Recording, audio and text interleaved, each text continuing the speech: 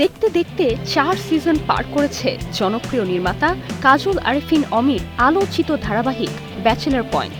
এখন সিজন 5-এ ব্যাপক জমে উঠেছে কাহিনী। এরই মধ্যে প্রচার হয়েছে 40টিরও বেশি পর্ব।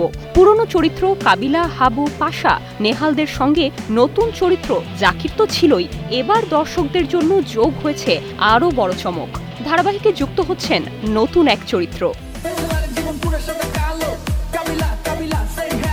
কিছুদিন আগে নির্মাতা কাজল আরেফিন অমি তার ফেসবুক অ্যাকাউন্টে রহস্যময় একটি পোস্ট করে লিখেছিলেন, ব্যাচেলর পয়েন্টে হ্যাপে কে? সেই ছবিতে একজন নারীর অবয়ব দেখা গেলেও কোনো অভিনেত্রীর মুখ স্পষ্ট ছিল না। সেই রহস্যের জট খুললেন নির্মাতা নিজেই।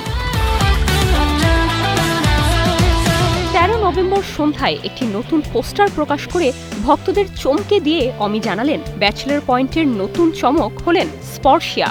গণমাধ্যমে দেয়া প্রতিক্রিয়ায় স্পর্শিয়া বলেন, কয়েক বছর ধরে সিরিয়াস জনরায় কাজ বেশি করা হচ্ছিল, তাই সেখান থেকে বেরিয়ে ফান, কমেডি বা কালারফুল কিছু করতে আরও বেশি দর্শকের সঙ্গে যুক্ত হতেই ব্যাচেলর পয়েন্ট টিমকে হ্যাঁ বলেছেন তিনি।